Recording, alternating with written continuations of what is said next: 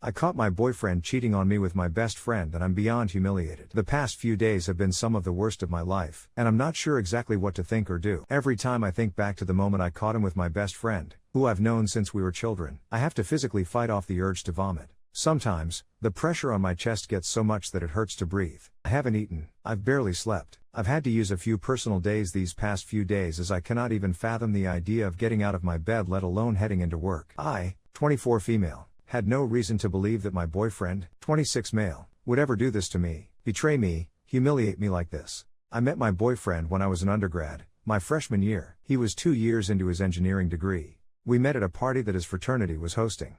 We've been pretty inseparable since he first asked me out.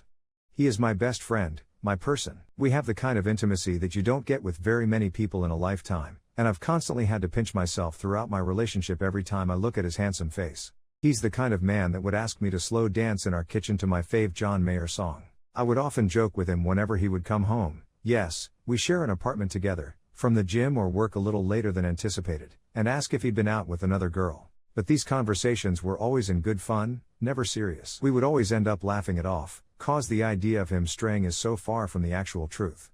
Which makes what happened all the more nauseating. This past Saturday, I was called into work. I am a nurse, but am just starting out at this place, so it is very typical for someone in my position to start on call. A mutual friend of my boyfriend and I was throwing a birthday party out on his lake house, and asked my boyfriend and I to come. My best friend, 24 female, who I suppose is now my ex-best friend, was also going to be there. She and I went to the same college, but were in different majors. She has been in relationships, but is what I call a serial dater, a new guy every few months or so.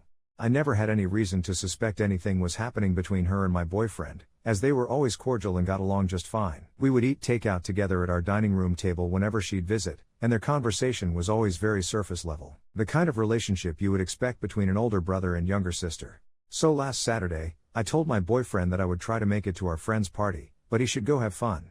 At first he relented, saying he was fine staying in, but finally gave in and agreed to go for a couple of hours. I ended up getting to leave my shift a little bit early, just past 11 p.m. I had been texting/snapping him throughout the night, and he stopped replying a little after 10. Again, I had no reason to be suspicious or concerned at all, as I trusted this man completely and fully.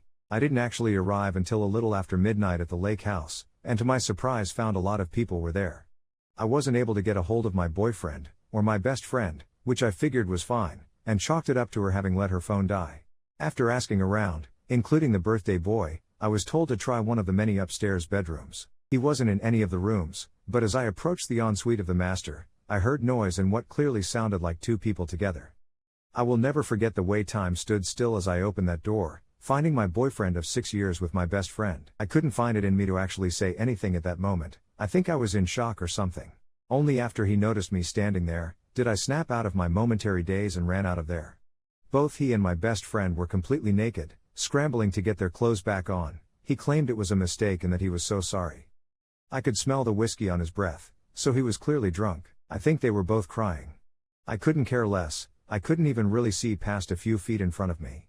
I struggled to breathe, especially with the already crowded atmosphere of the house. He tried grabbing onto my arm to get me to listen to him, but only after shouting at him to not touch me, did he let me go. When I made it home, I immediately looked up last-minute services to get my locks changed, which were done at some point the next afternoon. Both he and my best friend have been blowing up my phone with texts, calls, requests to FaceTime. I couldn't bring myself to look at any of the messages. I've just been so numb to the world. My entire friend group has been texting me too. He hasn't tried to come home in the past few days. He probably suspects that I need space. I think he might be staying with her, but I'm not sure. I thought that I was going to marry this man. I saw everything with him. He was my future, and she was my closest friend.